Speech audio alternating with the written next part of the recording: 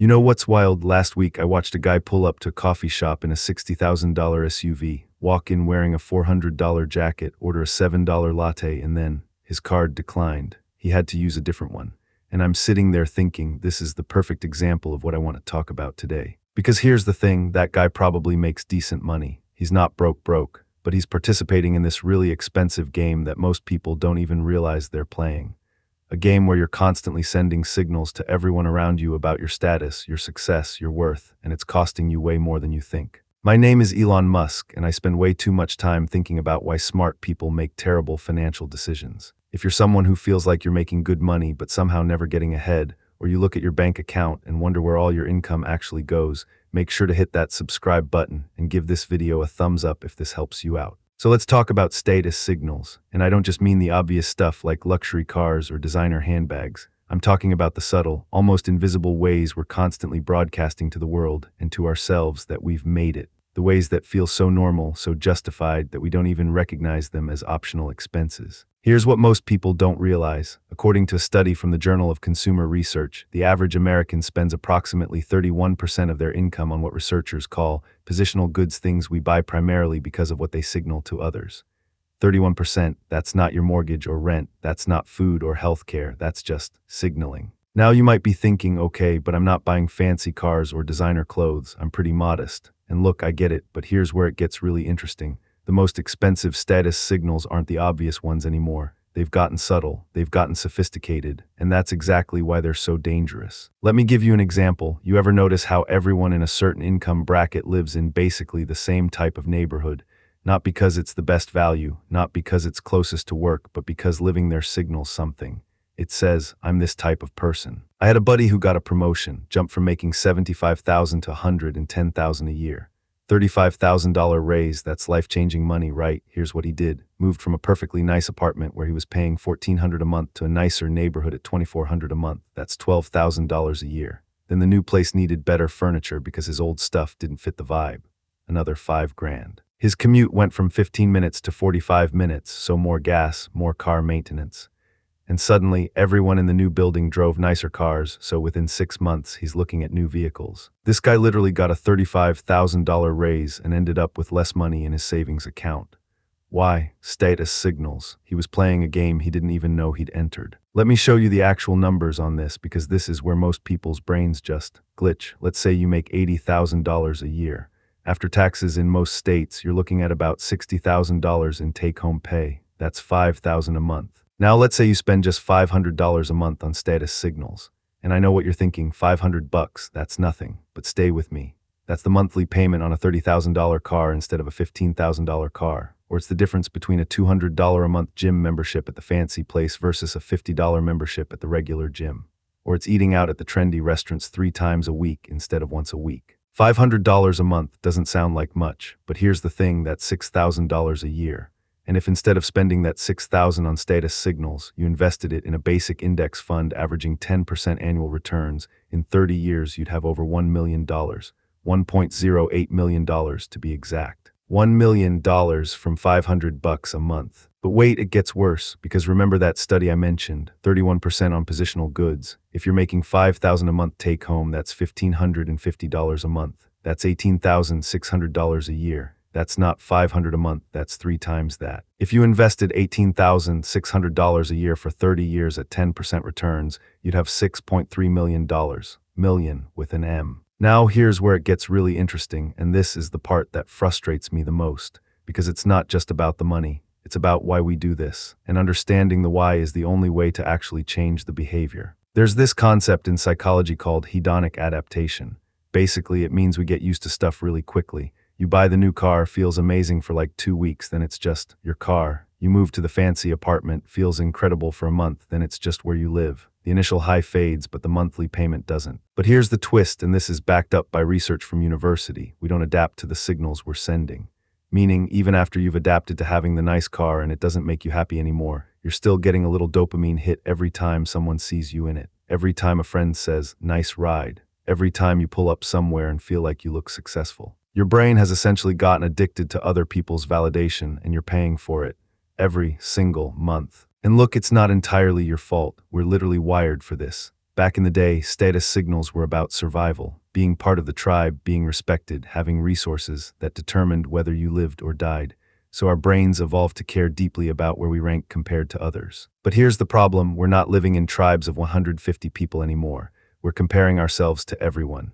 Your neighbors, your people you went to high school with who post their vacations on Instagram, celebrities, influencers, random strangers on the internet. There's this study from the American Psychological Association that found people who spend more than 2 hours a day on social media are 2.7 times more likely to report depression. Why? Constant comparison. You're never enough because there's always someone with more. And when you feel like you're not enough, what do? You buy something to feel better, to signal that you're keeping up. It's a trap, an expensive, soul-crushing trap. Now you might be thinking, okay, but I'm aware of this stuff. I'm not trying to impress anyone. And that's where the really subtle signals come in. The ones you don't even recognize as status signals because they feel like needs. Let me give you some examples. Organic groceries. Look, I'm not saying organic food is bad. But if you're spending an extra $150 a month on organic produce when you're carrying credit card debt, that's a status signal. You're signaling to yourself and others that you're the type of person who cares about health, who can afford quality, who's sophisticated enough to make the right choices. Or here's another one, your kid's activities. Little doesn't need to be in travel soccer at age 7. He doesn't need private music lessons and coding camp and 3 different sports.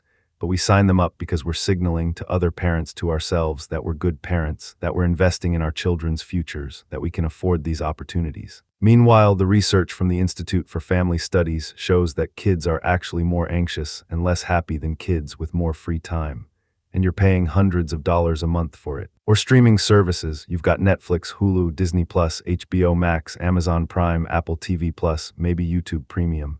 That's easily $100 a month right there. But you keep all of them because canceling feels like you're admitting you can't afford it. It's a tiny status signal to yourself that money isn't tight. Here's something that absolutely blows my mind. There's this phenomenon called the income plateau paradox. Researchers at Princeton found that after you hit about $75,000 a year, and this was back in 2010, so adjust for inflation, it's probably around $95,000 to $100,000 now. Additional income doesn't actually increase your day-to-day happiness. But here's what happens. People who make $200,000 a year aren't twice as happy as people making $100,000. But they're definitely spending twice as much on status signals because the game just escalates. When you made 50 grand, the game was having a reliable car and living in an okay apartment. When you make 100 grand, the game becomes having a luxury brand car and living in the right neighborhood. When you make 200 grand, it's private schools, country clubs, European vacations. The finish line keeps moving, the game never ends, and the crazy part, the people at every level think they're just barely making it. According to a survey by Charles, people earning $200,000 a year report feeling just as financially stressed as people making $75,000. Why? Because your expenses rise to meet and usually exceed your income.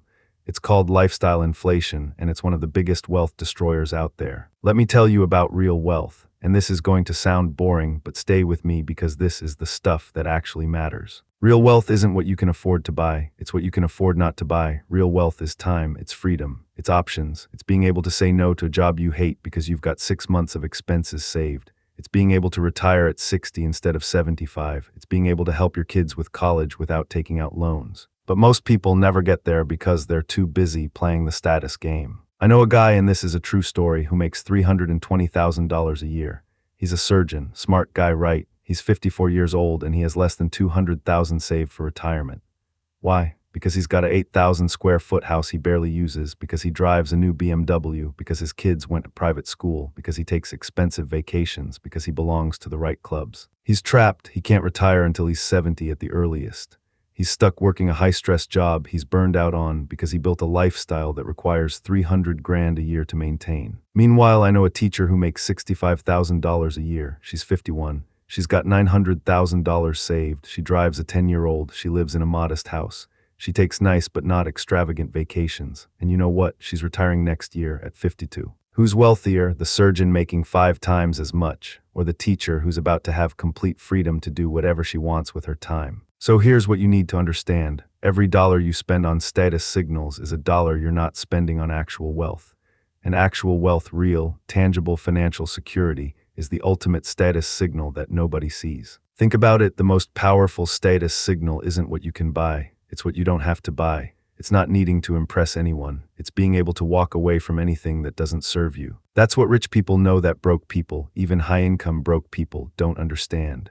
Elon Musk lives in the same house he bought in 1958 for $31,500. Mark drove a Fit for years. Millionaires, actual millionaires, don't play the status game the same way everyone else does. And here's the psychological shift that changes everything. Once you stop trying to look rich, you can actually become rich. So what do you actually do about this? How do you break out of the status signal trap? First, you've got to audit yourself, and I mean really audit. For the next month, I want you to track every single purchase over $20 and ask yourself one question. Is this a need, a want, or a signal? Be honest. That gym membership, is it because you use it, or because being a member of that gym says something about you? Second, calculate your status signal tax. Add up everything you spend primarily because of what it signals to others or to yourself.